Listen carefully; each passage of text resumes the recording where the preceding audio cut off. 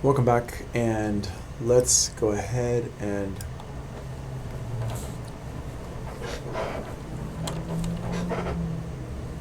let's talk about MIDI in Ableton Live. And a couple things. This global quantize here, this is where it is in the notes. And this determines when clips will launch, stop, and record. As I've already mentioned before, global quantize can be changed to almost any number, but 1 bar is recommended. Oops, let me get my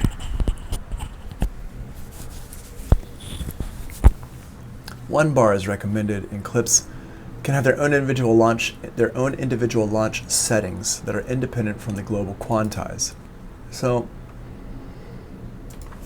if we go over here, I'm going to delete this bass part out here, make our own bass. This is a beat loop, and this one is a pad loop. And we have this, and what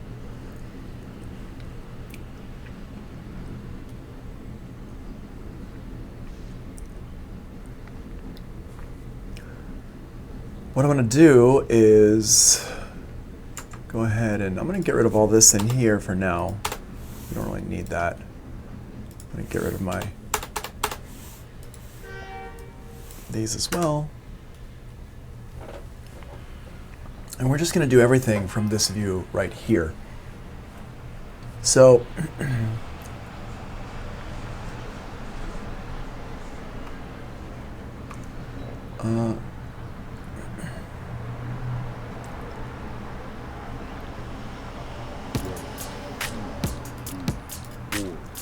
So I got this here, and if I want to go ahead and I can actually make this into anything. This is my global quantize here, and I can make this into anything I want, and it's going to affect when the clip is launched. So, for example, if I go down here to 1/8 notes, if I hit go on this,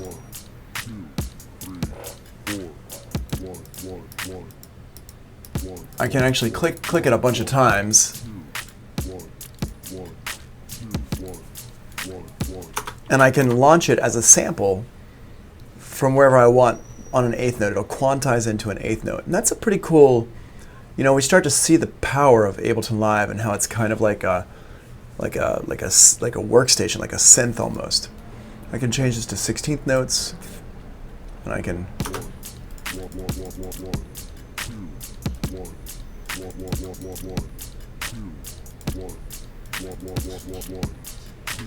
and what I'm doing is I'm just clicking on it with my mouse. Now I can get that going with my mouse there. But I recommend leaving this on 1 bar because it gets a bit tricky. Unless you practice a whole lot, it gets really tricky to launch things on time with 16th notes and stuff. But what I can do is if I have like one certain clip that I wanted to launch at a certain time, like let's say I've got this clip here and I want to launch this one at an exact right time, what I can do is I can go down to the bottom here where it says launch and change this launch mode to, see how it says global quantize right now? I can change that to 16th note. So I can make it so any clip can have its own launch time and its own launch mode. So right now, this clip here is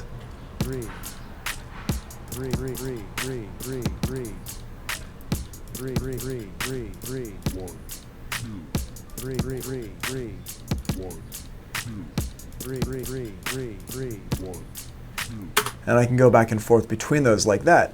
What I could also do though is I can change the launch mode entirely down here from trigger to repeat. And repeat, what it does is it actually repeats on that rhythm, the 16th note here. So if I hold this down,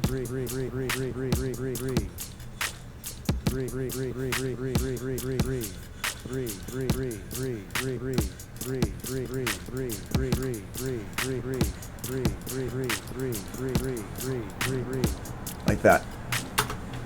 And so I can get it to kind of play how I want it to. But I don't really recommend doing this for every single clip. I recommend doing it for just the clips that you might want to mess with in a kind of more like all over the place kind of style. So that's your launch modes and your quantization. And that works with MIDI clips and audio clips both. Now if we record into a MIDI clip, one thing I recommend turning on is the record quantization, and you can turn this on or not as you see fit. It is going to quantize everything as you record it. I usually keep this on and I kind of mess with my my groove quantize later on to give it more of a feel to it, not just straight. So I've got my 16th note quantization here, set that to on, and I'm going to go over here, I'm going to make a new MIDI track.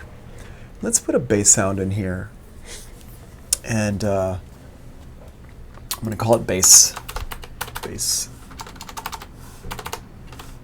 I'm going to make it red, and that means all the clips going into it will be red. And I'm going to go over here and grab an instrument. I'm going to use one of the instruments that comes with Ableton Live for now. So let's go up here to sounds and go to bass.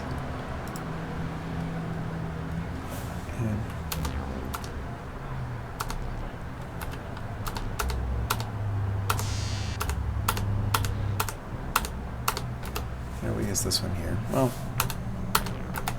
this one's probably better. There we go, I got that. And now I can play this. Why is that not? And I can play it for my...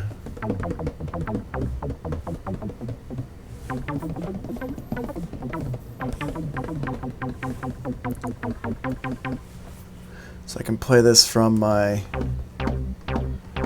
push here.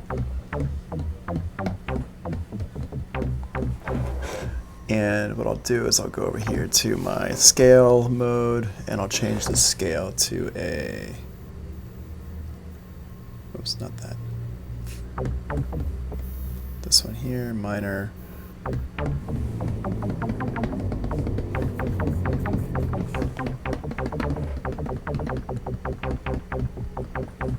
Cool.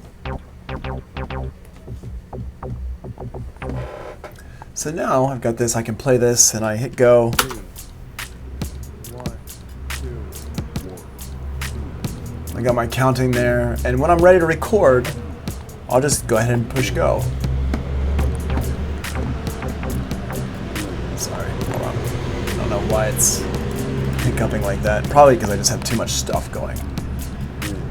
Okay, so here we go, let's do that again.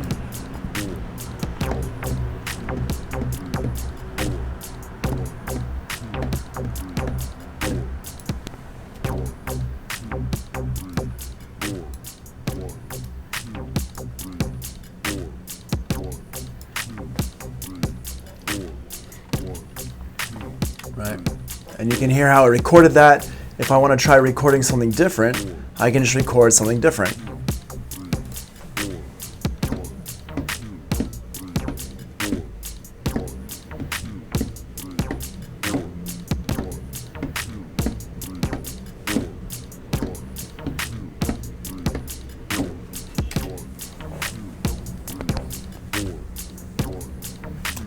And I can try out different things. Let's try another different one.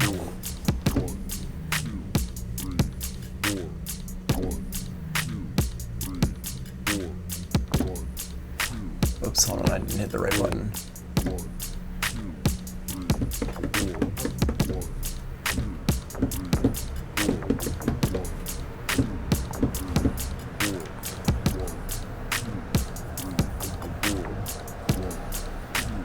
Okay, that one's no.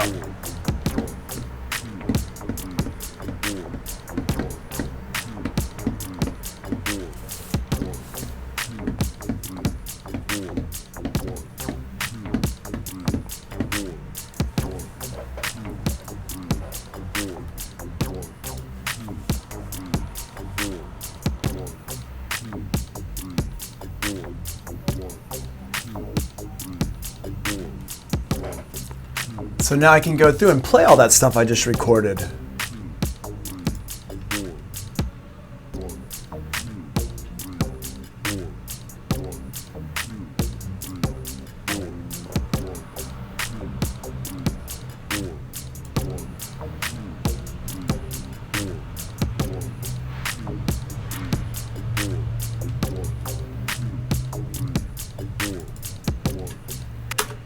and you can see everything down here in the bottom is where my clips are.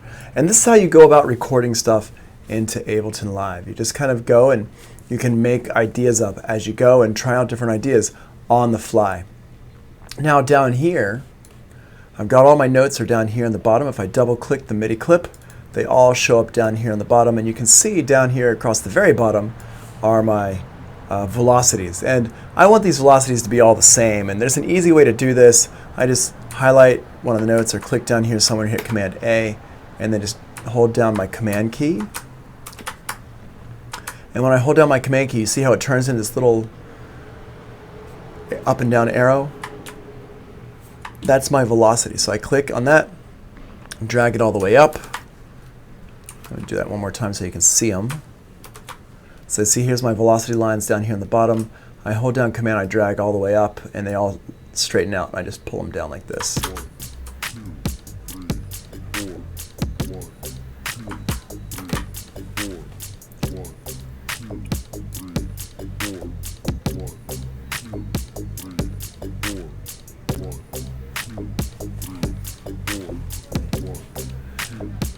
And I can go ahead and change the instrument up over here on the left. If I double click the top of the track here, I can change my instrument sound.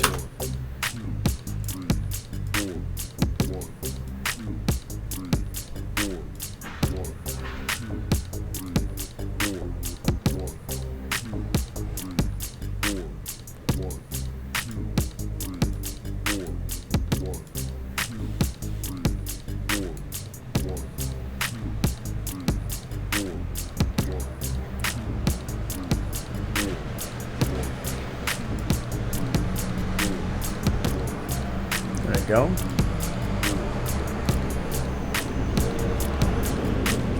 And you can see how I can kind of get ideas together like this. Now, what I can also do is I can say, okay, these are cool, but let's see, does it fit with our pad?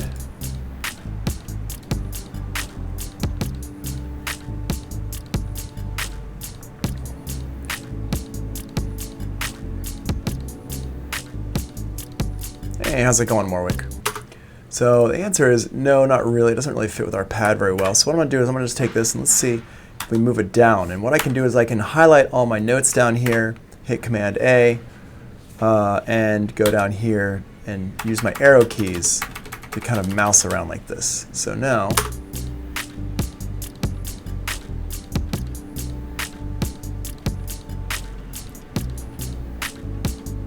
and that sounds much better.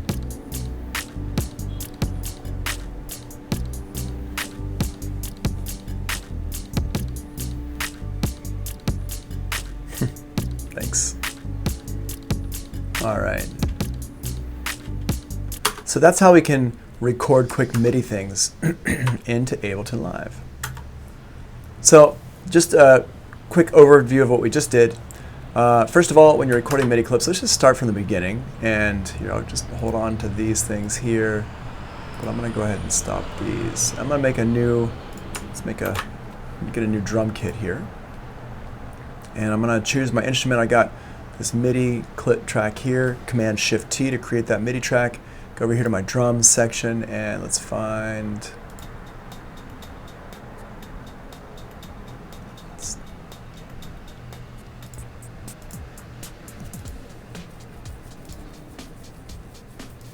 let's use that one there. So I got that sound there, and I can play it on here.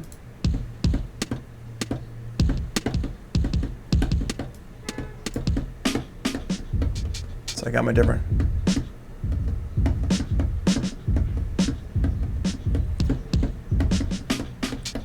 So I got these different sounds.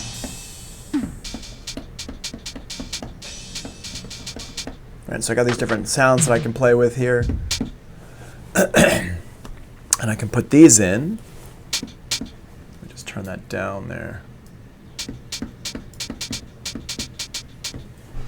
I got that, so I can hit go on here. The way I usually do my recordings is I'll turn on my metronome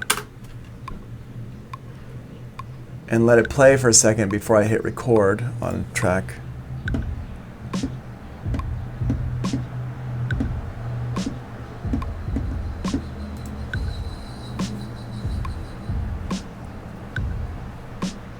Now I can record over that.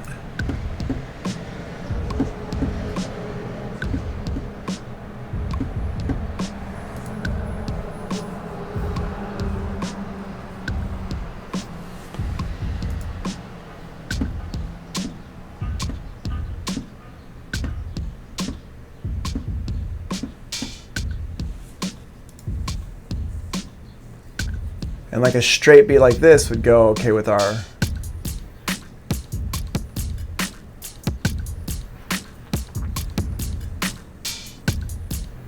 little beat loop that we've got in there.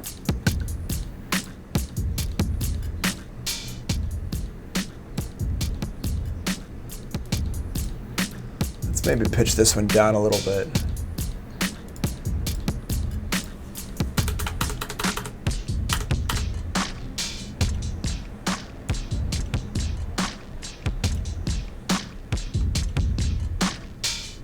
Yeah, much better.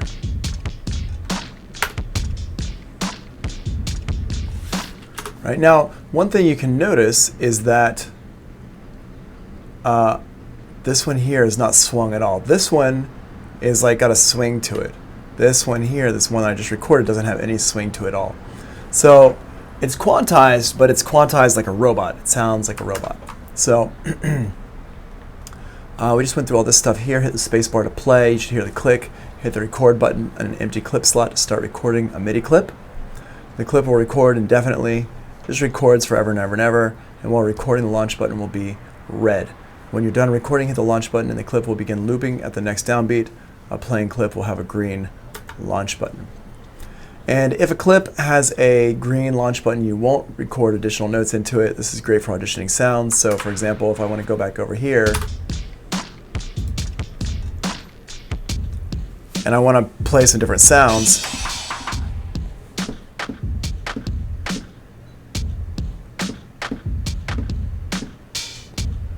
I can audition my sound like here, and then I hit this red button right here, this one here. I can hit that button to start the recording processes.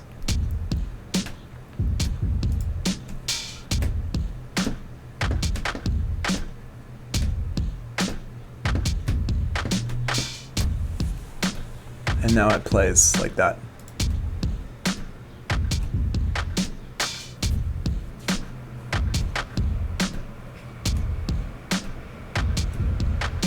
Morwick is asking very interesting questions. Morwick, we could talk about that another time. I can't really talk about that right now because it's very, very off topic from what I've got planned for today. But the answer is, whatever. It's a good question, actually. I mean, you know, Jelani, it's actually not a bad question, but I'm not going to address it right now. I do have a lot of thoughts on that, but now is not the time to talk about it. So here we go. We got this here. Now, you can hear it's still very, very straight. So what I'm going to do is I'm going to go over here on the left-hand side and look at the groove. And this groove here allows us to apply different feels to the notes. So I'm going to click on this little button here and go over here and say swing and groove, and I'm going to go to my MPC and go down here to MPC 16. Let's do 56 or 57. So now you feel it's got like more of a groove to it now.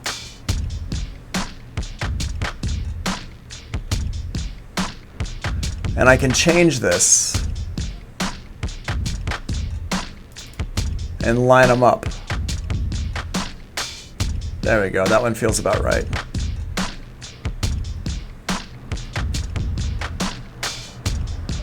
And now you can hear how it feels. The feeling is like right in there now.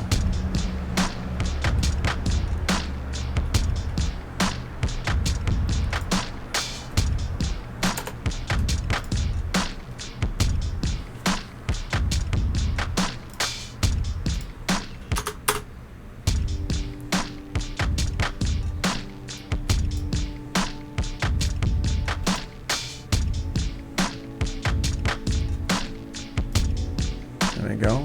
Now we can Now, keep in mind here that I have to make sure that I put that groove onto all my different sounds, because especially this bass sound is like a lot of syncopation going on. So I'm going to go over ahead and put the groove onto all these different sounds. So here's my groove again on that. I've clicked on the bass clip, and I go down here to where it says groove, and I click down, and you can see the groove that I've already got applied in my set is right here waiting for me. So I click on that, and now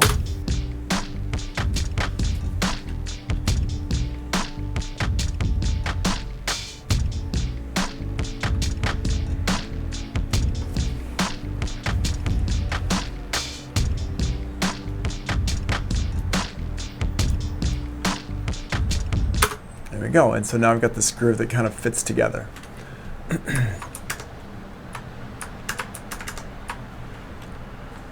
Okay. So if you don't want to record quantize, or if you record quantize and you want to change it up, you can just do a regular quantize. And so here is how we do a regular quantize. I'm going to go ahead and turn my quantize off. Record quantize is going to be turned off, and I'll grab like some kind of a piano sound or something like that. Instruments, let's go to sounds, and let's get some pianos and keys. We'll use this one here, drag that over, pull it down like this, and so now I can, let's change this to the key of B. I'm going to go ahead and change this. I'm going to show you my push tomorrow. I don't have it really set up to show you the push right now, but I'm going to use the key of B. Boop. There we go.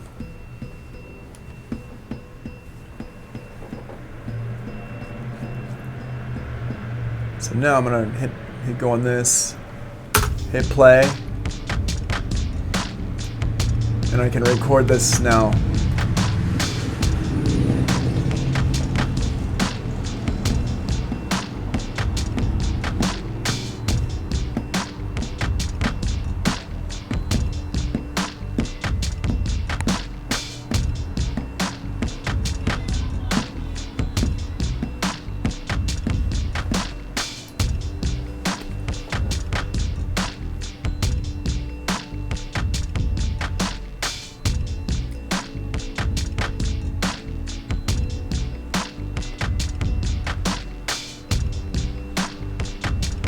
Cool.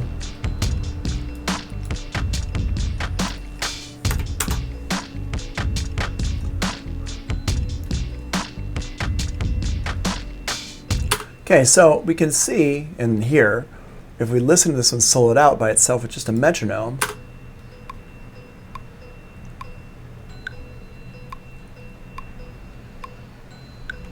it's a little bit off.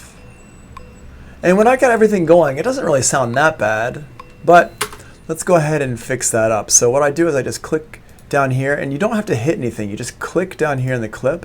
And this is the part that's a little bit, for me, it's a little bit annoying, a little bit confusing that I have to click in the clip. I wish it was more like Pro Tools or Logic where I can just click on the clip itself, but in Ableton Live you have to click down inside the clip, and I hit Command-Shift-U. Now Command-Shift-U is over here in the edit window, and it is quantize settings. This one right here, quantize settings. And now my quantize settings come up, and I want this to be 16th note, so I'm just going to hit start, adjust the start point. And you can have a mount, and the amount doesn't have to be set to 100, it can be set to less than 100, so I'm going to put it to like 80. That means that only the notes are going to go 80% of the way there. I'm going to hit OK, and now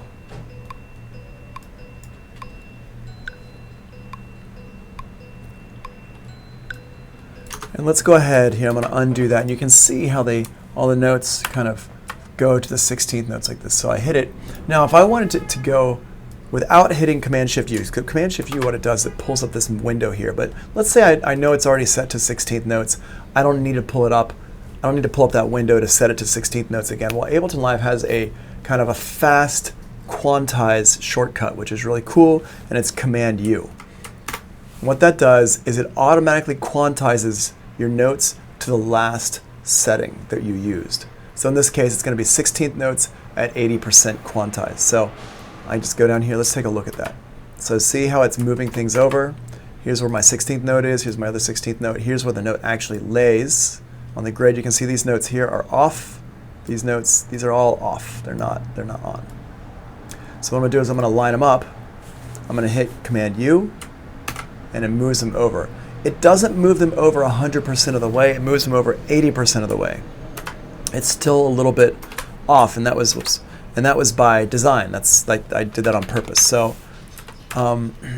let's go ahead and move it 100% of the way. To do that, I'd have to change my quantize settings, quantize to the 16th note, set it to 100%, and now if I go down here, we can see it's quantized it directly onto the grid right there.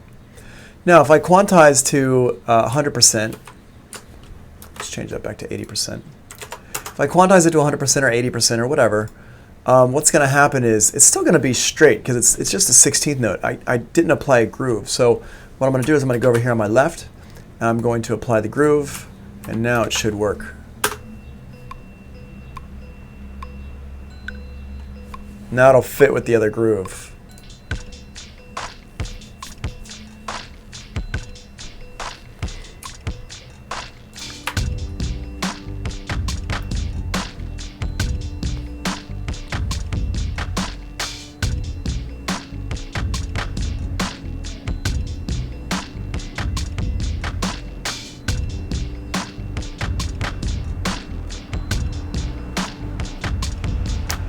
All right, and you can hear now it's got a pretty cool little groove to it. Okay, let's add one more sound into it, and I don't have my keyboard set up yet, so I'm still using my push. Let's push a little bit harder to play normal keyboardy things in, but we're gonna go ahead and make it work here.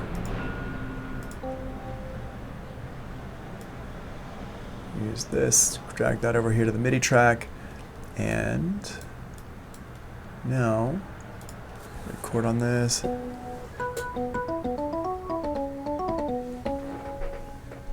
going to put this into my effects.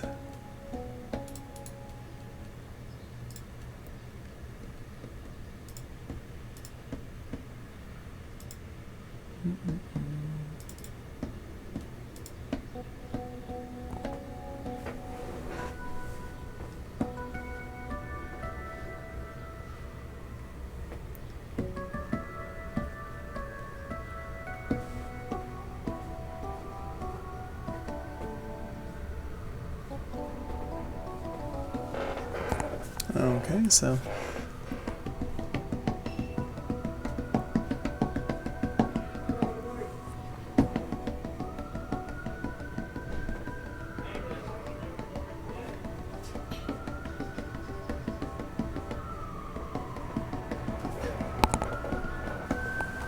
cool. So we'll go ahead and record something like that in.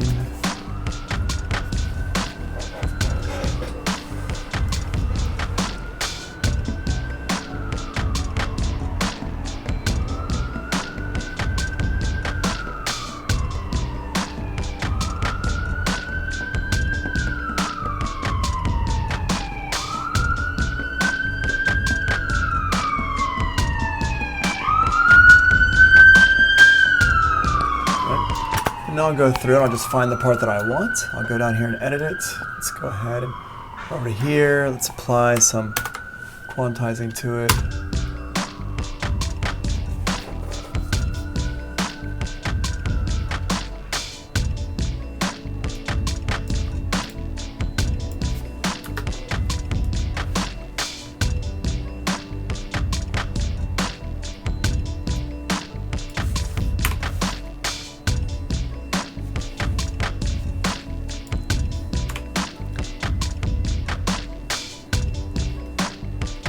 Hey, what I'm doing, yeah, I can't help 6Av, sorry, otherwise I'm going to be roasting it here. So what I've got here is, I've just been going through and kind of doing a little bit of edits here and there. So for example, you can see some of these notes got pressed accidentally. And you can click on them and hit delete, or you can click on them and hit the 0 key just to mute it and see what's going on. So I went through and I just hit this, and I could probably just delete this one. I don't really need it there. But my recommendation is, if you are not sure if you want to keep something or not, then go ahead and hit the 0 key on it just to mute it out. And that'll just mute it there. Okay, so let's listen to this one more time.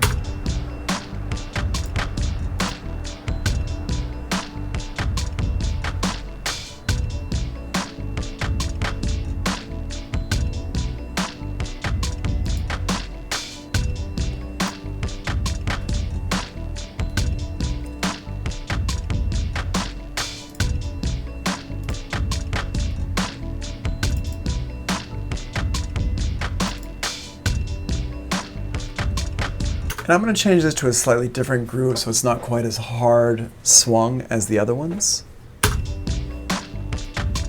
I'm going to turn it down.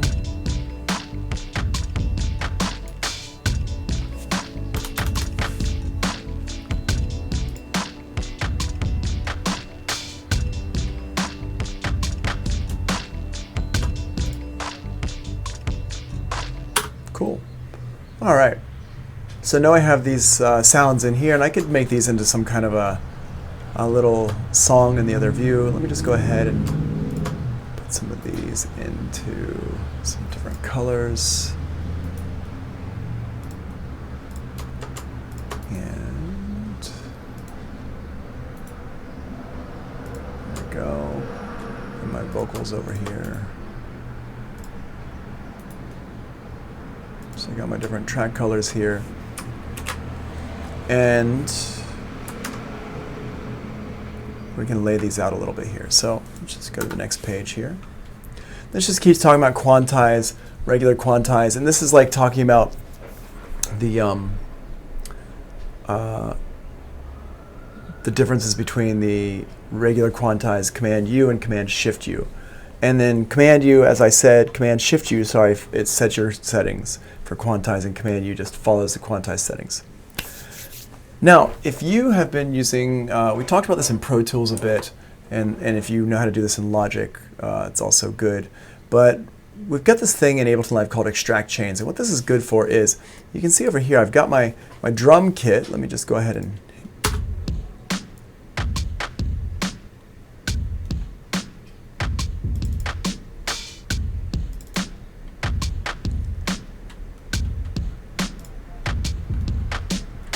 so I've got my drum kit here, and in this drum kit you can see I've got 1, 2, 3, 4, 5 different sounds, 5, 6 this open hi-hat. So I got 6 different sounds here, and so what this is, what we can do with the extract chains is, I'm going to go ahead and pull this over like this. I'm going to make this go all the way across my screen.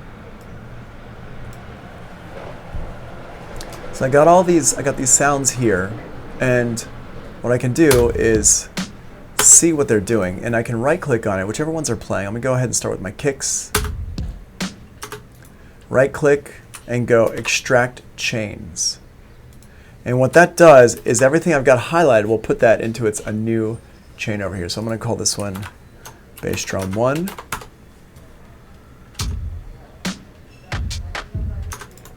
This one here is Bass Drum 2. Extract it. And this takes a little bit of time, but if you've been using Ableton Live, chances are you've been doing this a slightly different way, because this is something that a lot of people don't really know about. They know about it, but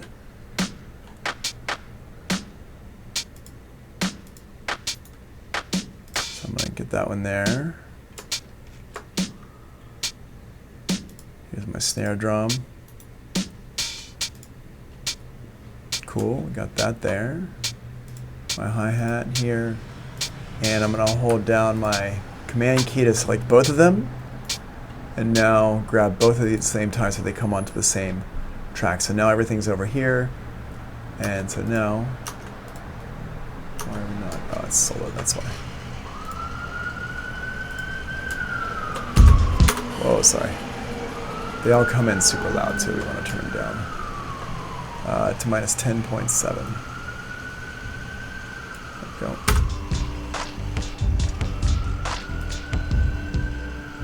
Right. Okay.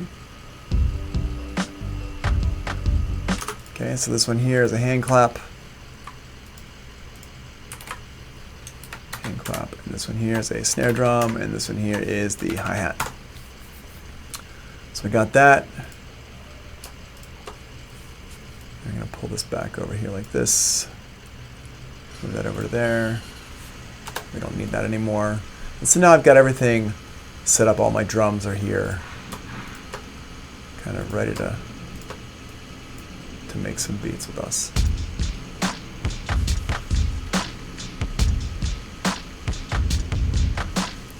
And now what's cool about this is I can use these drums. Now I can send them out to their own separate effects and all this stuff. I've got them all split up. So now I can set them out to their own separate places. I can mix them a little bit easier, stuff like that. So for example, my hi-hats here.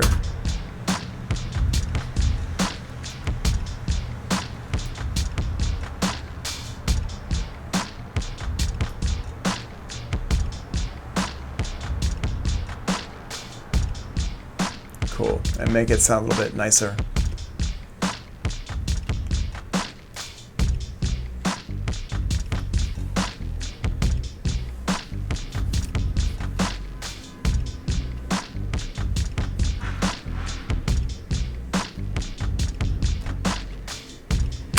Right, and that's a pretty cool little thing you can do there. All right, now I got all this stuff here that I just added in.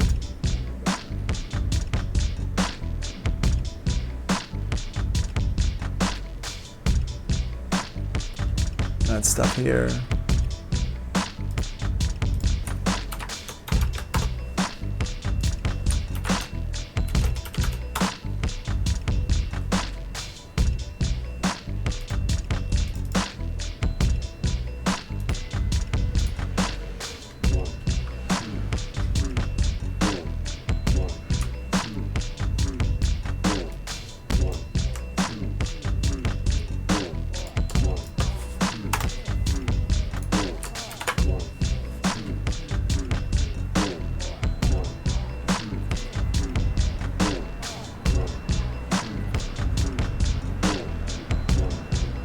Cool, right?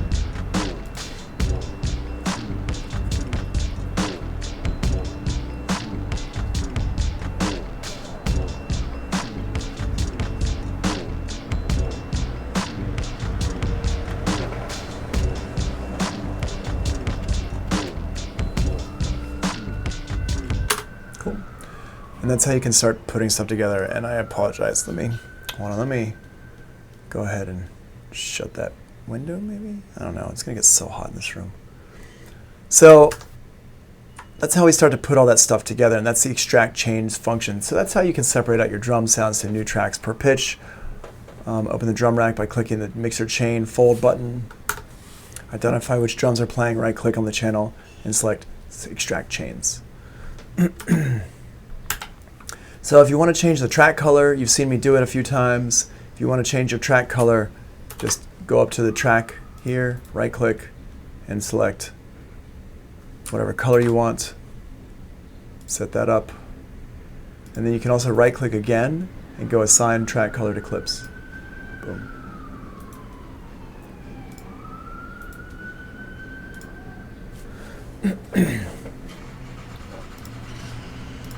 So you've got that there like that.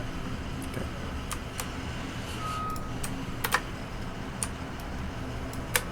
All right. So last one of the, well, not last thing, but let's talk about subgroup mixing here. Subgroup mixing in Ableton Live is very similar to how you do it in Pro Tools. It's just you got to know where to click, and it's the same thing. What you're doing with Ableton Live, there's really two ways to do subgroup mixing in both programs. Actually, now that Pro Tools added that Command G option, or the grouping folders and stuff to get in there. But what we can do, the way I like to do it is, and this just has to do with how I like to look at my tracks and how I like to have everything kind of laid out in front of me. You don't have to do it like this. But what I can do is I go over here and I create a new track. And this is right here, create a new audio track. Use Command T to create a new audio track. And then choose the audio from. Rename the track. Select the tracks you want to subgroup. And all of those tracks, audio 2, drum group, whatever track you named in step 3 here, and then select monitor to in. So what we do is we go in here and we go new track, Command T. I'm going to give it a name, drum group. The city's been crazy. City has been crazy. As sirens going a lot last night. Drum group here, and my input here.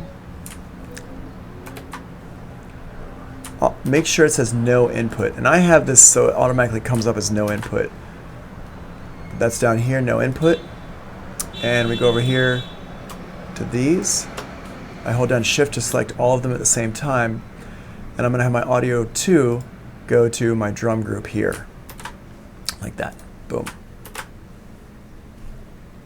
And now I set my monitor to in, and everything is going to go through my drum group here. Let me just set this up so these play at the same time. And now you can see all my drums are playing at the same time.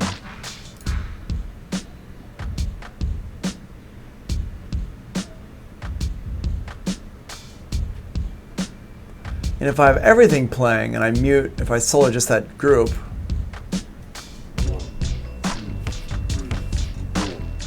if I solo just this group here, it'll solo just the drums.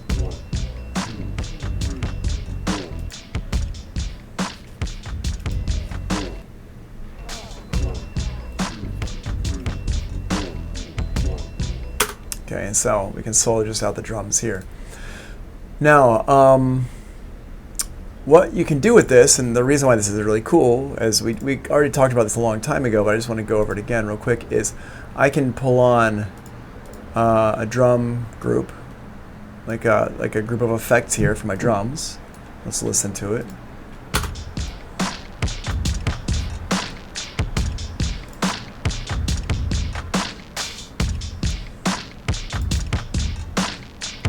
To make those drums punch nice.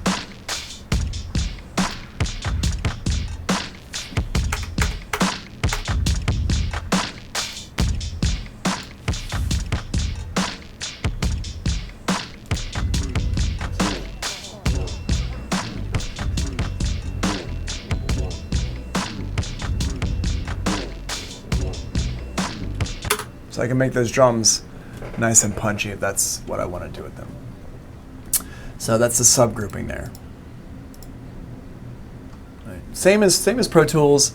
And for those of you who did the project and I sent it back to you and we talked about it here, just make sure you kind of understand what's going on with it, because this is like the subgrouping thing is something you're going to use in every DAW. It's not just Pro Tools. It's Ableton Live, it's Logic, it's Pro Tools, it's FL Studio, it's Stein, like Cubase, whatever you're using. You really want to get that going for every single DAW. All right. So one thing you've seen me do is when I hit play on certain things, I can capture it. So I can say, like, let's play the drums and the pad.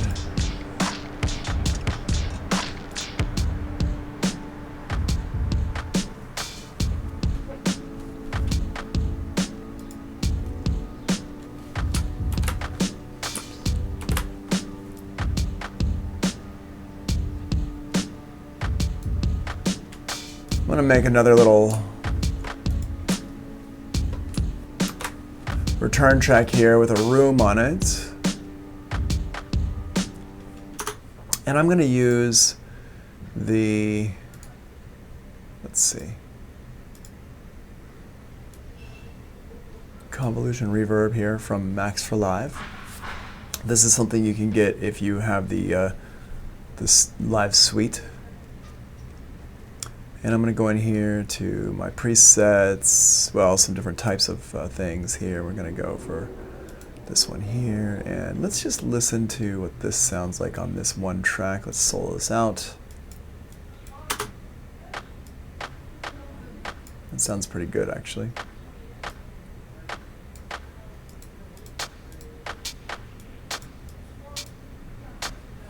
Cool, yep.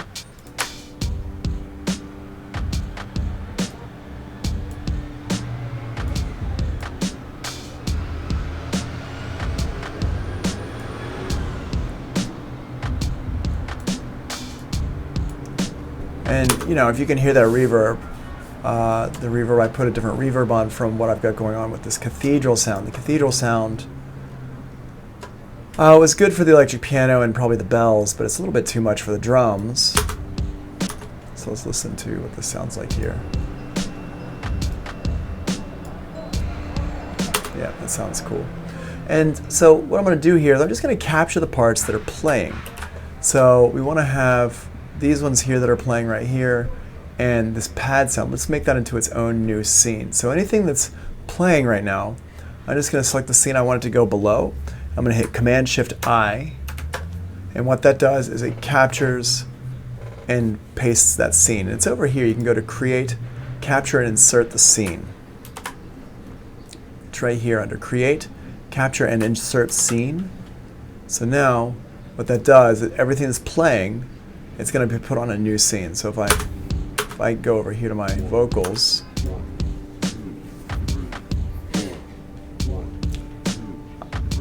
these are in a different scene from these here. What I'll do is I hit Command-Shift-I, put them on all onto their own scene. So now I can navigate around using these here.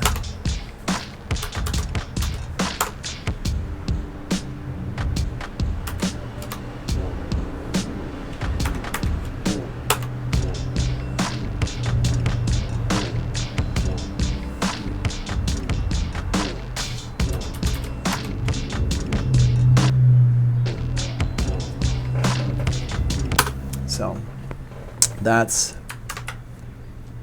how that works. I capture and insert scene. All right, so a couple of reminders here. MIDI and audio clips act the same way. Launch clips, both launch clips according to the global quantize. You can only play one at a time per track, and the tempo will follow the song tempo. So if I change my song tempo, let's say it's a little bit slow. So what I can do is I can just go over here, speed everything up.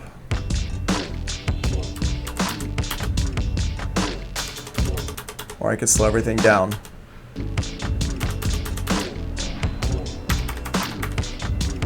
So I can do all that kind of stuff with it. What is up, Johnny? How you doing?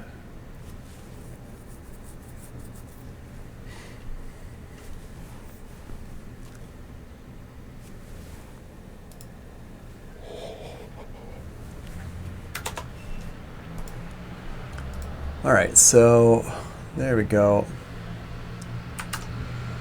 Let's get into this. Let's see what's next here.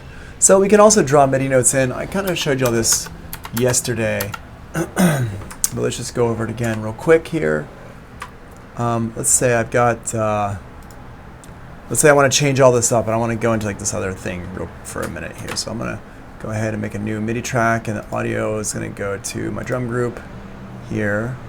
And what is your question? And I'm going to pull up my drums here. Let's get this C78. Boop.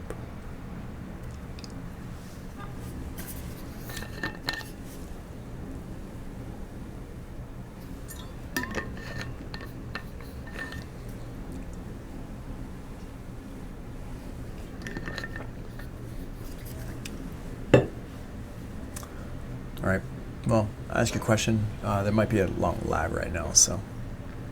Yeah, I got you, Johnny.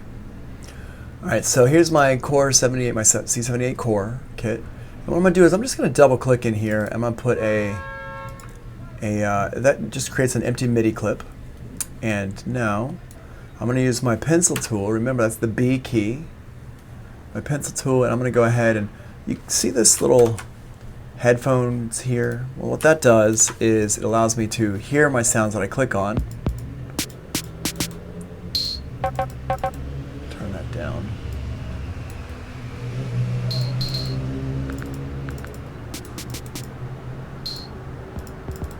Okay.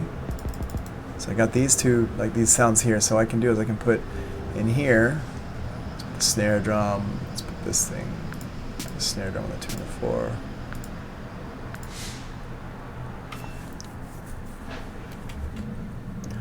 I usually use arrangement view for creating tracks. Should I be using the session view more often? I think so. I use the session view for getting my ideas together. It's a more fluid approach to creation This is a great question. This is something I kind of talked about yesterday. It's a great question you ask, because this is really the difference between Ableton Live and Logic and Pro Tools is this session view here.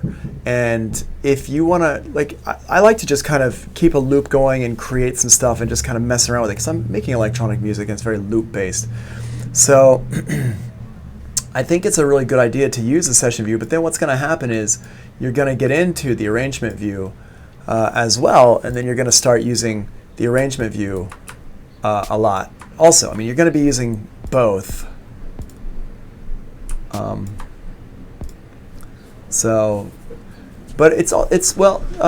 Isaiah, I think it's not only a matter of easier. I think it's a matter of the creative flow is different in the session view. And think about it.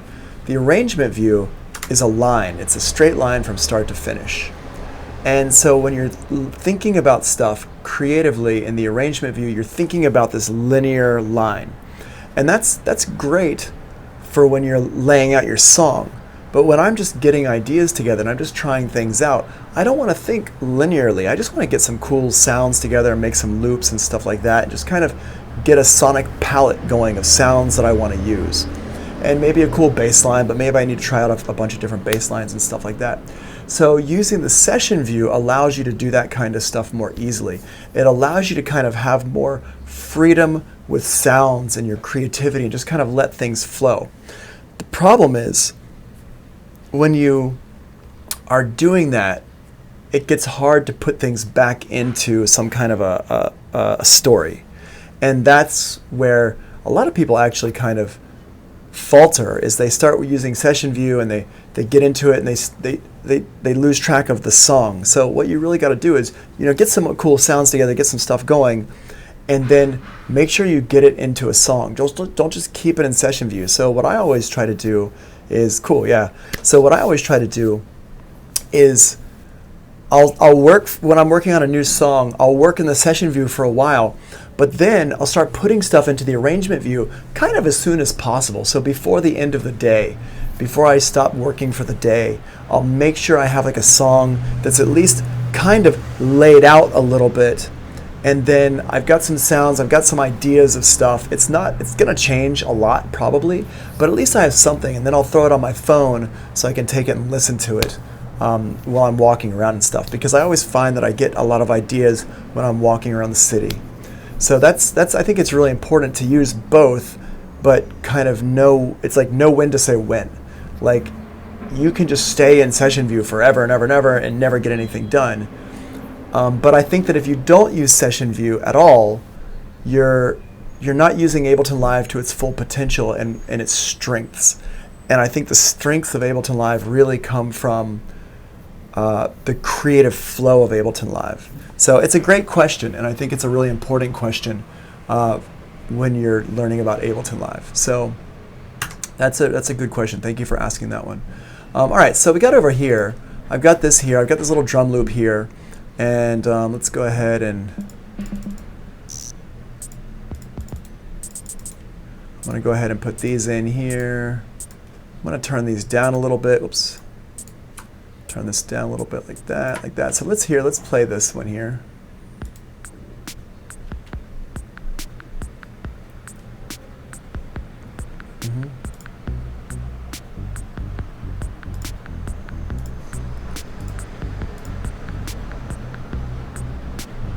Right, and we can start to put all this stuff together, right?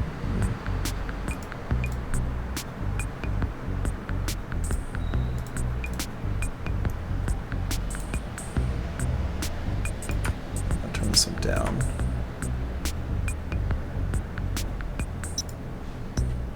Okay, cool. So I can take this one. I'm going to duplicate this one. Let's call this one the C78, and I'll call this one C78 loop 1, and duplicate this down here, and this will be my loop 2, and loop 2, there we go. And now, not you. Wow, that's a really long gyro.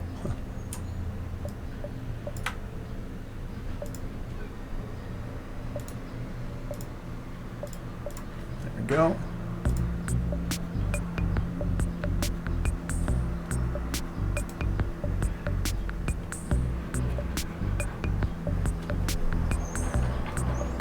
cool, right? So now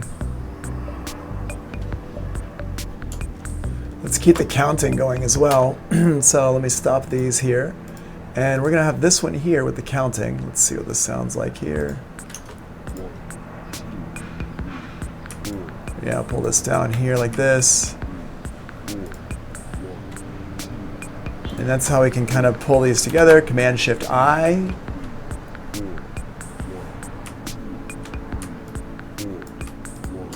Pull these down here as well.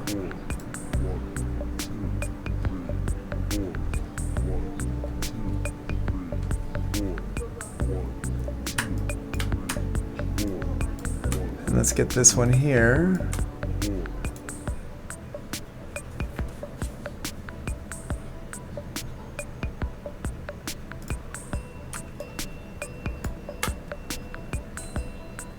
Yeah, that sounds good like that. It's like a little kind of a bridge type of thing, right? And then we can go back into all these other sounds that we like. Why? Oh, my computer's trying to do too many things at the same time right now.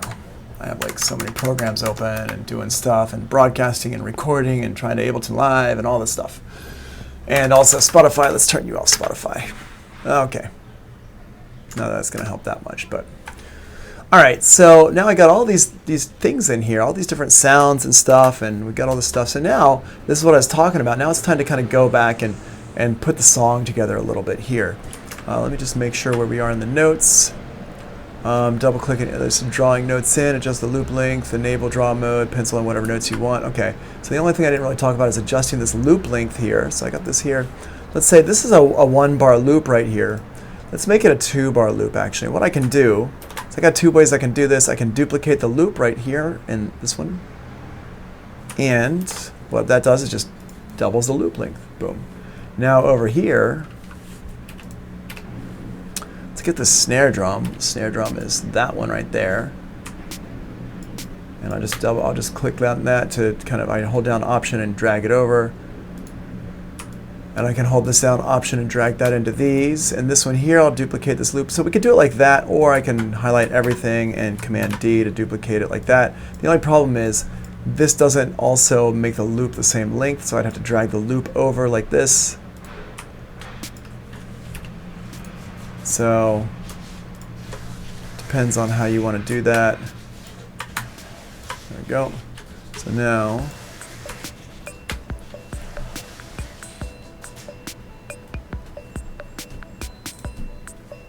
cool. That sounds pretty good.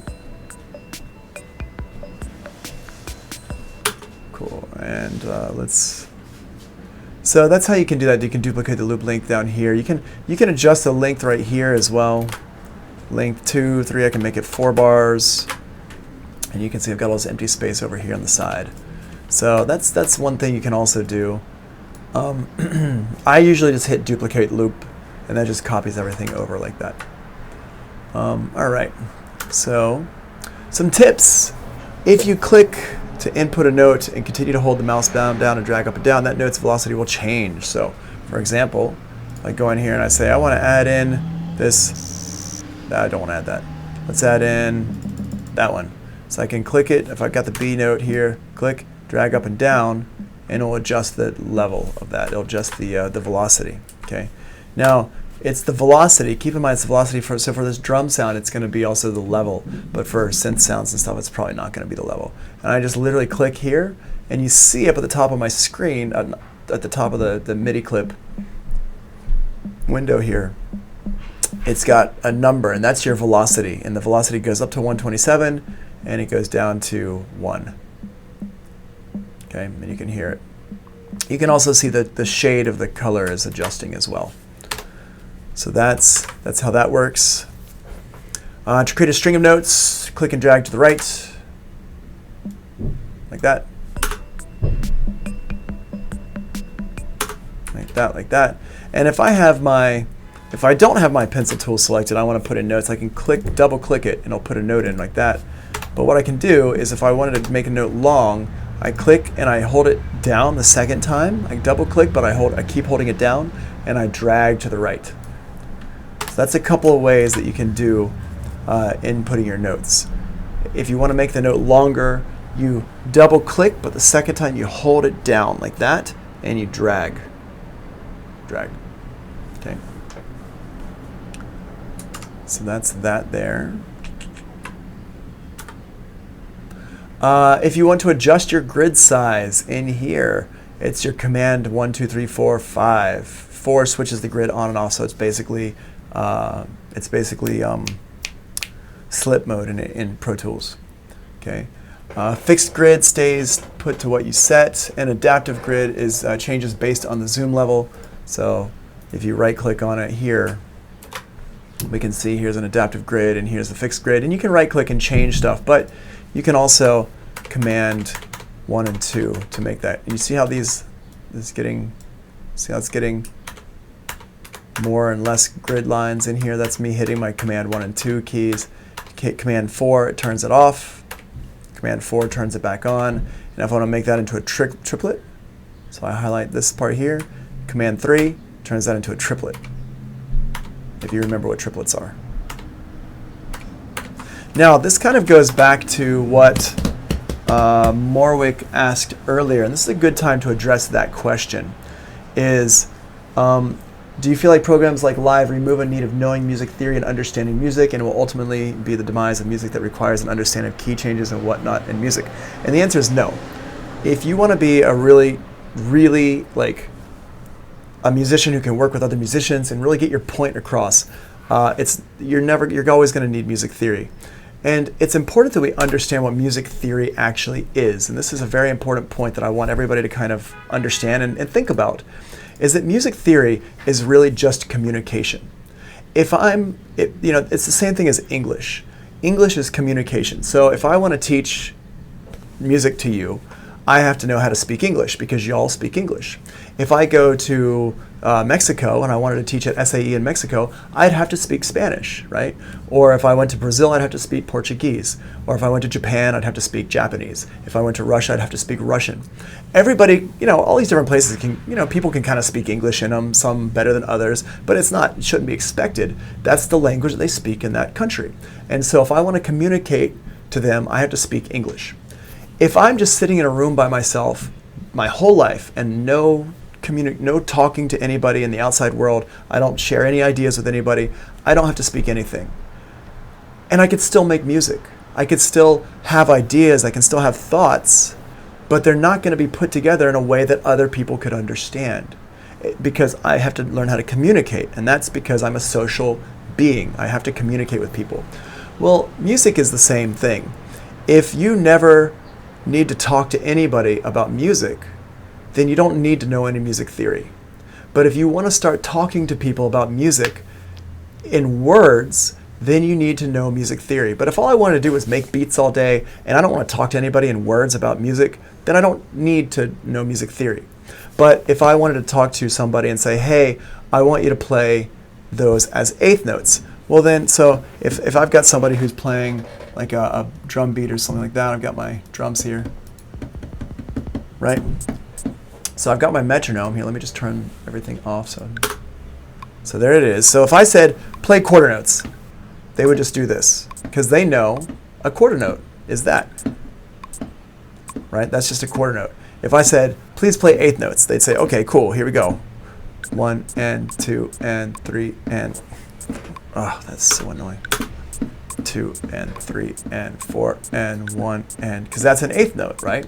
If I said please play 16th notes, they would play, right? So that makes it easier for me to communicate to somebody and tell them what I want to play.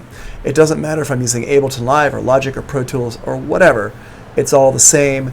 And if I want to tell somebody how to play something or whatever, I still need to know the words. If I said to somebody, hey, we're playing in the key of C minor, and they understand C minor, it makes it so easy for them to play along with me. And that's why jazz people often learn their music theory really, really well. Jazz people usually have way better music theory than classical people, because classical people are just reading notes on a page. And it helps if they know the music theory, but they don't necessarily have to know the music theory. They can just look at the notes and play the notes. But jazz people, they'll say, hey, we're going to play this song, we're going to play it in the key of E. Okay, cool. And they could play it in the key of E because they know the key of E. You know, same thing with, they could say, oh, let's play this in the key of C, based on like maybe the singer they're working with or whatever. The singer has different ranges and stuff. So jazz people often learn music theory to a different level than a lot of classical people do. Everybody has like a baseline of music theory, but they know different levels of it. And same thing when you're using a DAW. And it doesn't matter if you're using Ableton Live, Logic, Pro Tools, or whatever. You can make beats in the DAW without knowing anything. But once you want to take that and work with other musicians or bring other musicians in to work with you or exchange ideas with people, that's when the music theory really comes into play. Now, if you're working with a band or you're working with the same people all the time, and you develop your own kind of words for things, that's fine. That's also communication. Remember, music theory always came second. It never came first.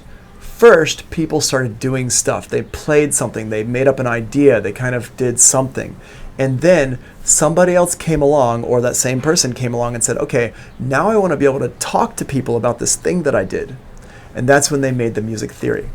A really recent example of this, a great recent example of this is DJ scratching, like that. You know, DJs started scratching. And then somebody said, you know what? I want somebody to be able to scratch the same way that I'm scratching, and I want to be able to have them do it without me having to play that for them. I want to be able to talk to other DJs in this kind of scratch language. So somebody actually wrote out notation for scratching. So you could actually play this song and scratch it without having heard the song before if you know how to read that notation.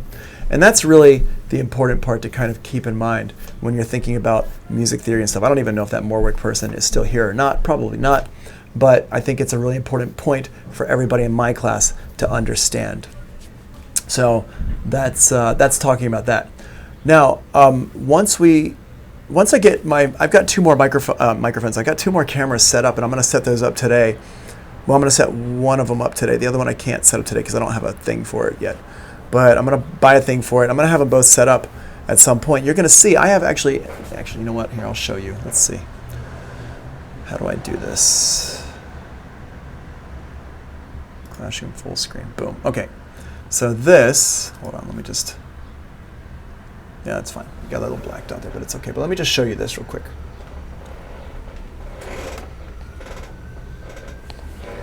Here is the push. So I have the push right here, and I have the keyboard right here.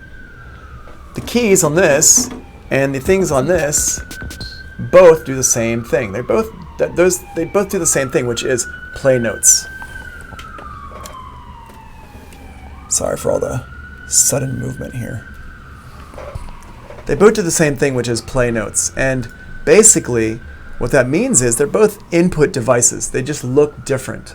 And it's not to say if somebody knows how to play the push really well, that doesn't mean they're less of a musician than somebody who knows how to play the keyboard. It just means they know how to play a different instrument. Somebody who plays a guitar is just as much of a musician as somebody who plays the piano, but somebody who plays the piano could not play the guitar. So what the technology does is it allows people with less experience with music theory to still make cool ideas and still write cool music, but they just couldn't talk about it to you. If you push yourself really, really hard to make these beats and you sit down and you really do it and you work hard, you're still making dope music.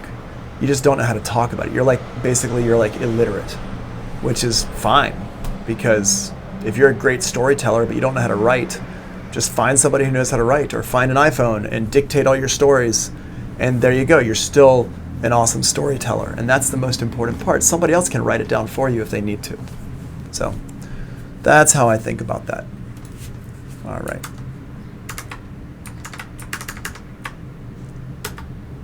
So velocity adjustments, that talks about adjusting velocity. Command click a note and drag up and down to adjust velocity for one note. Select more notes to adjust. And you can also adjust lines. So let's go over here. Let me make a new scene here. And I'm going to go in here. I'm going to click this, and I'm going to put a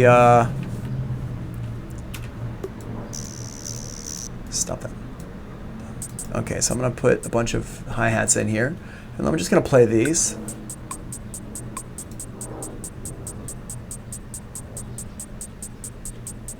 Thanks, Liv. I mean, I firmly believe it. And I mean, I'm somebody who has wrestled with that my whole life because I have a lot of music theory and I'm pretty good with music theory. I'm not the greatest. I'm a classical musician. I've been playing piano since I was 4 years old. And I'm good with it, and you're good with it too, I think. I mean, it seems like it just from the conversations we've had. But a lot of people I've wrestled with because I make electronic music, and I've always made electronic music from when I was like 15 years old. And I've wrestled with my classical peers saying like, oh, it's not real music, and it's just you're using a computer to make music. It's like, no, it's real music. It's just not the music that you like. And that's different. Like, you can hate the music I make, but it's still real music. So I think it's a real thing. It's super important for us to keep that in mind. All right, so what I'm going to do here is I'm going to highlight all these, and I'm going to adjust these. So what you can see here is I can hold down my command key, and you see that number there, that's changing my level. It's changing the velocity. And the lines down here on the bottom, see these little blips, these little lines down here are going up and down. So we're adjusting the velocity here. Well, what I can do is I can also drag across these and highlight these, and I can move them up and down here, right? I could also go through and hold down Shift and click different notes and adjust them like this, right? But what I can also do, and this is something that a lot of people don't know about Ableton Live, a lot of people who use Ableton Live a lot actually don't know this. If you click down here in the bottom, oh, it's behind my head here. If I click down here and I hold down Command and I drag, it makes a line. There we go. So what I can here, let me just move over so you can see all these. So I click and I drag and it makes a line, and that makes it grow, the velocity grow.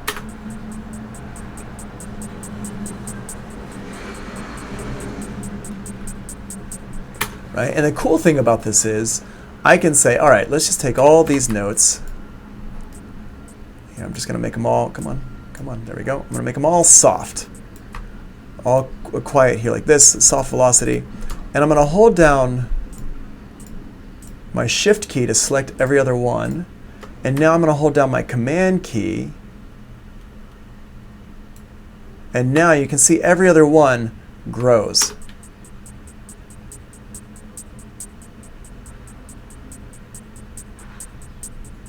Right? Or I could make just these this level like this. Or I can make them get shorter like this. Or shorter, softer. Right? So this is something that a lot of people actually don't know about Ableton Live. And yeah, there it is. You're welcome. Yeah, it's super cool. So there's that. Let's see what else we got to talk about. Damien says music is the only universal language that all human beings can understand. It's funny you say that. I used to believe that, like, with all my soul. I used to just believe that. It's like music is something that we all can get behind, and I still agree with that to a point. But then what happened was I went to Japan. I moved to Japan. And I went to a show called No Theater. No, N-O-H is how it's spelled, No Theater.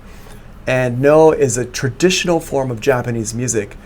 And it doesn't sound like anything you would ever understand ever unless you just absolutely know about No.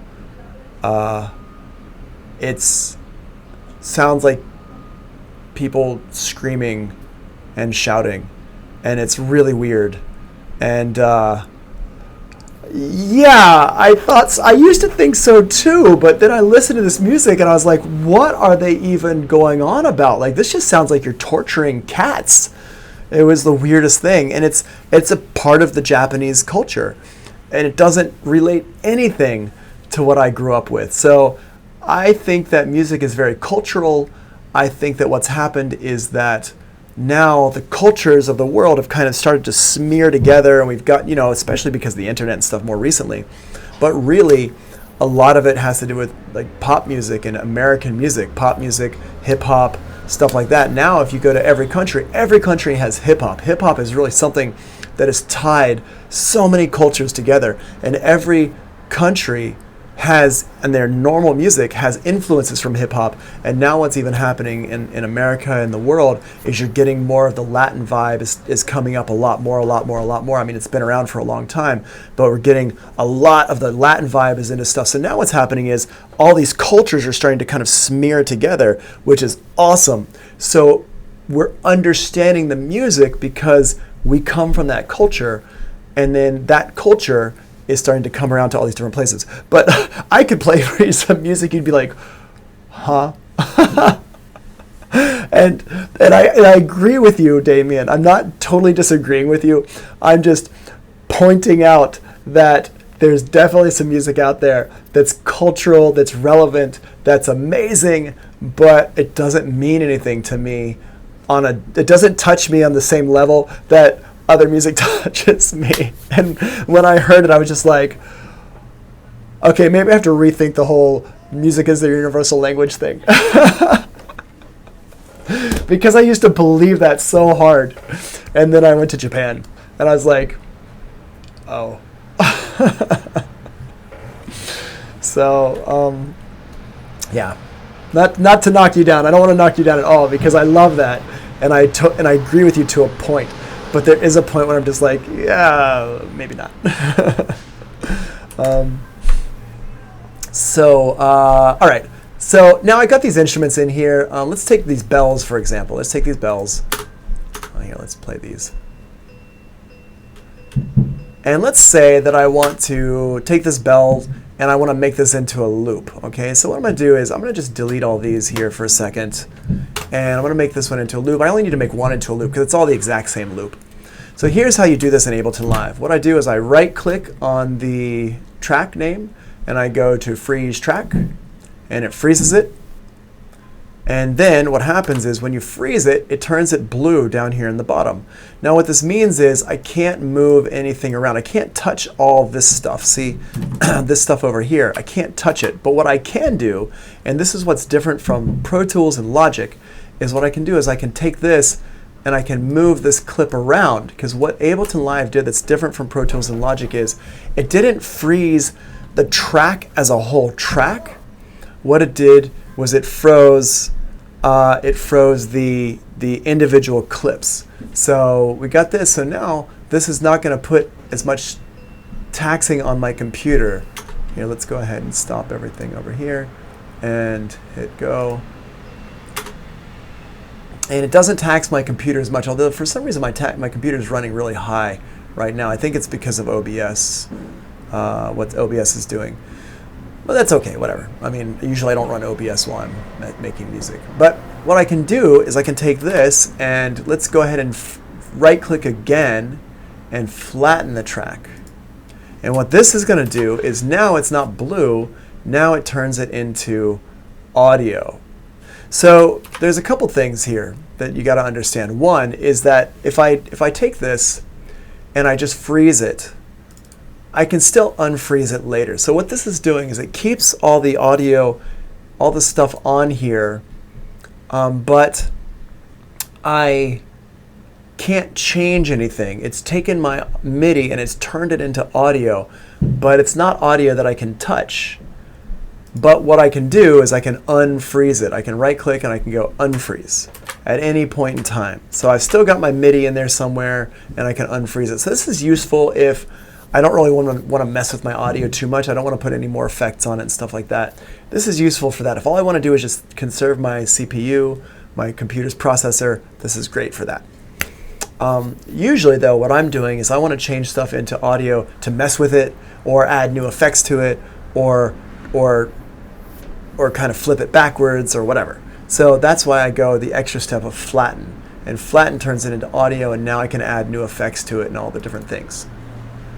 So there's that. And I can do that to all these.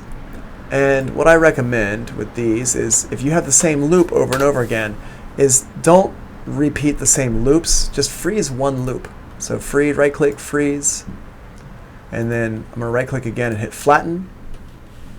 And now I've got that same loop. And the reason why is because if you freeze and flatten multiple loops, they're all going to take up space on your hard drive. if you only do the one loop, it's not going to take up space on your hard drive any longer. And so what I could do is I could go over here to all these drum tracks and turn all of these into, I don't need to worry about this one because that's already audio. I could turn all of these at the same time. Let me just here. I'm just going to copy and paste the names here. I'm hitting Command R and Command C and Command R and Command V. Command R, Command C, Command R, Command V. I wish there was a right click and apply name to clips, but there's not. So whatever. I have to live with it. So I got these here, and I'm just going to right click. I'm going to highlight all of them, right click, go to freeze track. And now I have a, do I have it set up? I might not have it set up. Hold on. Let's see. To editor. I've got this keyboard maestro here, Ableton, freeze, and flatten. Oh, it's all three of those. Okay, yeah, it's those three. Yeah, cool. So what I've got is a keyboard shortcut set up with my keyboard macro editor, Command Option Shift, or is it Command? It's okay. It's Command Option Control. It's claw and then F. And what that does is it turns everything into, it freezes and flattens everything at the same time in one thing. So now I go down here, boom, boom, boom, and I think whatever. I don't remember what I think it was like that. And you can see now it says freeze, and it's just turned everything into audio. Now, one thing you got to remember about this is it's making the loop twice as long because it's making basically a looped audio. So if there's any reverb or anything in there, it's going to loop around the second time. So this one's going to be dry, and this one's going to start with the reverb or the delay or something like that. So now I got this in here. I don't know why I still got so much CPU usage. I'm not sure what's going on with that, but whatever. So now I got this, so I hit play, and it should sound exactly the same. Okay, why are we? Hold on.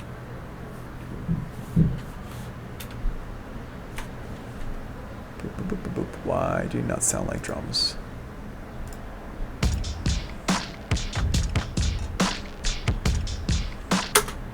Why? Hold on a second, let's see.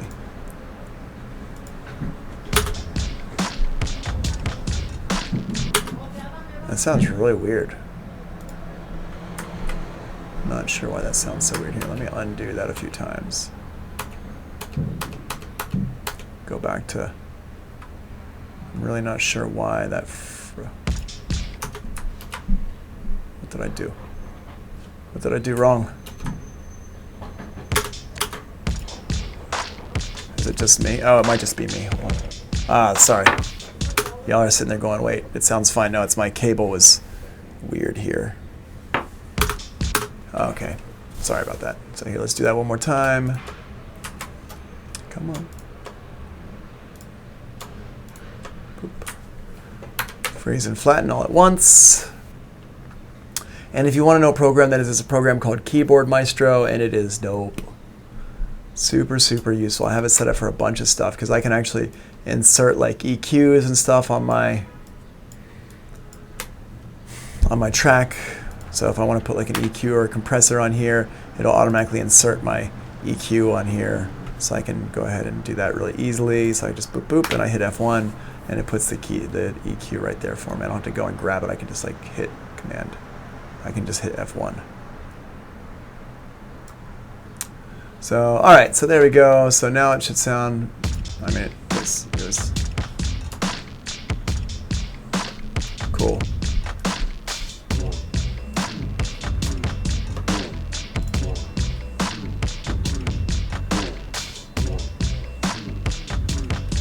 All right, so we have this. Now, as I said, let's just make sure we're done with the notes. Freeze, flatten, right? Yep, we're good. Okay. So, as I said, what I like to do at the end of the session, before I put everything away, unless I'm in a hurry, I always try to make some kind of a loop out of this, make sure that I've, not a loop, but I try to make some kind of a little song out of this, just so I have something in my head for when I start up next time. I don't like to leave everything in here unless I'm literally just have to run. So what I'll do is I'll go over here and let's say, all right, cool. So we got this one here. Do I have anything in here? This is nothing. This is just that. Okay, cool. All right. All right. So I'm just going to go ahead and hit record up here. And now we're going to go ahead and hit play.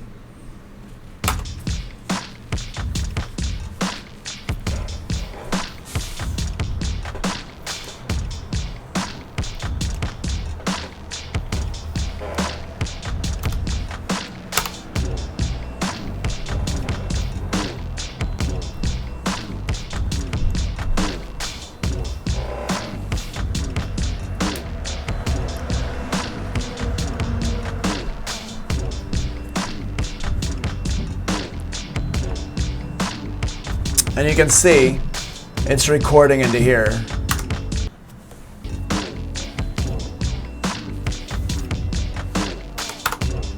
Oops.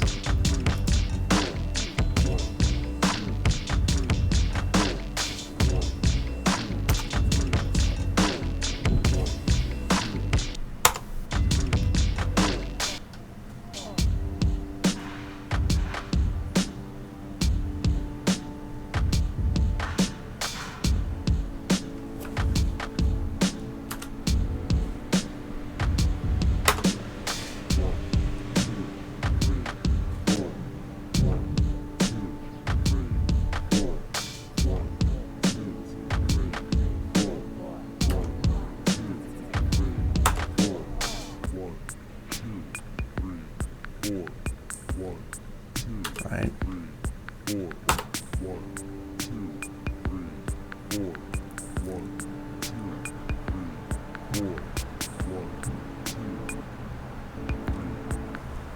That's killing me.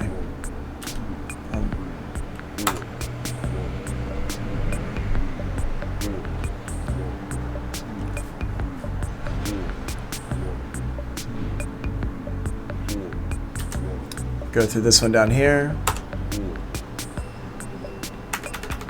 Come back up here.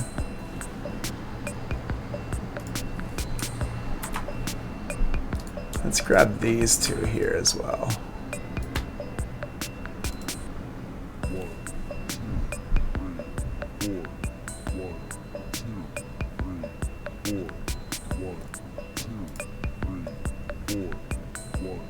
And now I'll hit this one here.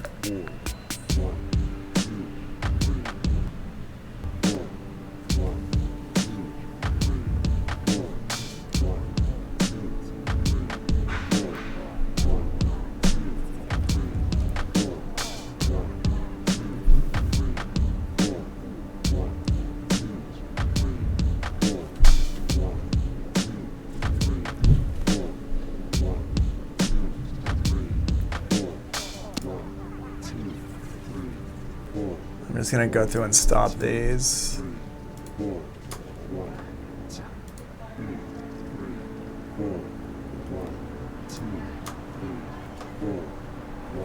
Right, and then stop that. Now, what this is going to do is it put everything on the screen for me over here, and I hit F10, or I can hit this orange button right over here. And you can see that happen there like that, and I'm just going to go ahead and clip out some of these. Let's do this. Yeah. Yep. Clip those out like that.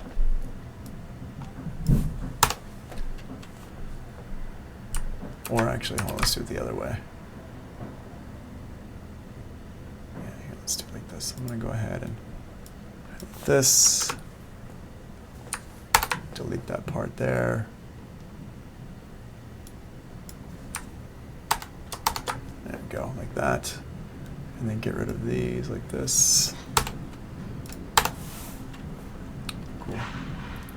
So now I've got like a little song layout, and so now I haven't kept it in loop land over here. I've actually made it into something that's laid out, and I can bounce this out. And I can still go through and edit these. Now the important thing to remember with this is that what I just did is it's not recording the audio, it's actually recording the clips to this arrangement view over here. So all the clips are in here, same as the clips. So if I double click it, I can see it here. These are just the clips, like what we have over here on this side over here like this. So that's the important part to understand. It's not taking up a lot of memory in my computer. It's literally just laying out what I already have over on this side over here. So I'm going to go ahead and let's get rid of this. Let's get rid of this one as well.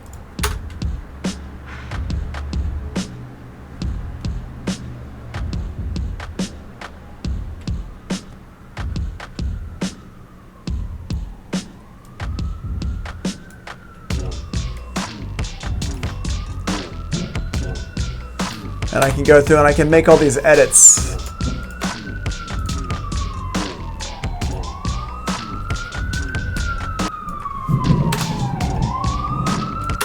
Let's do this. Let's see if I can get this to not be so annoying. There we go.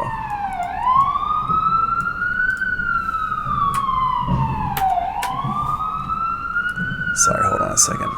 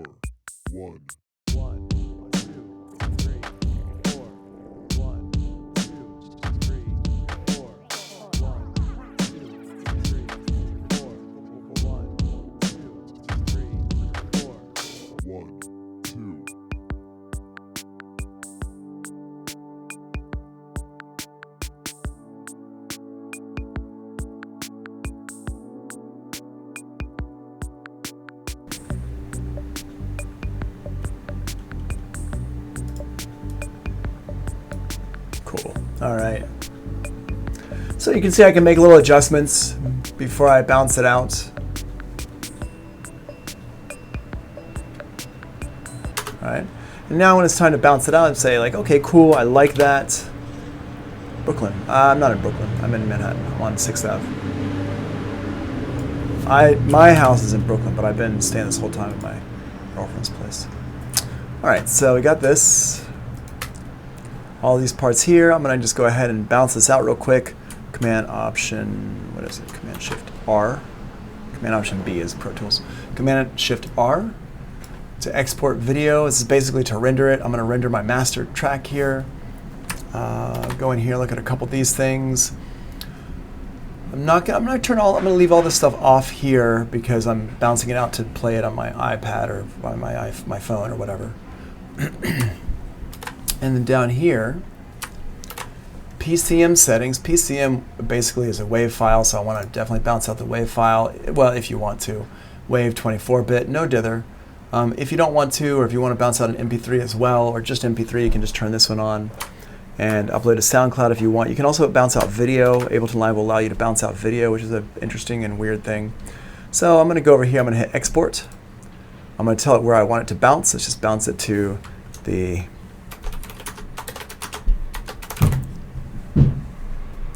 desktop.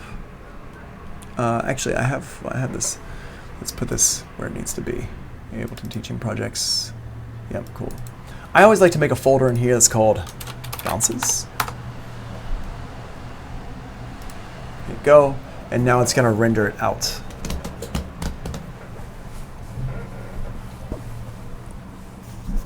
Cool.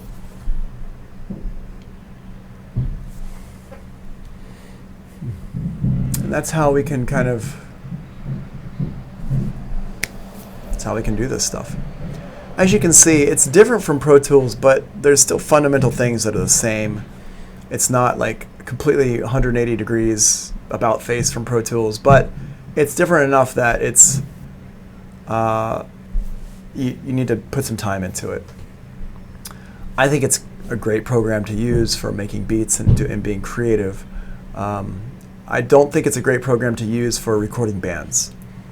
It's not as flexible for the recording of the. It's not as flexible for recording the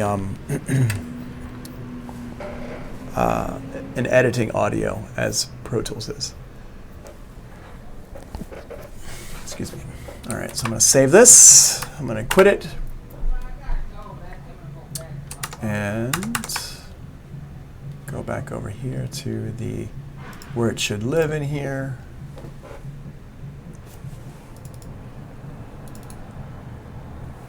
And here it is, it bounces. There we are. Then I can hit play, I can double click it. And there it is.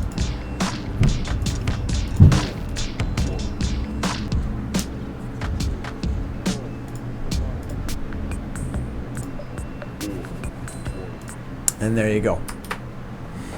Cool. So that's what's up with that. Go ahead and stop the recording now.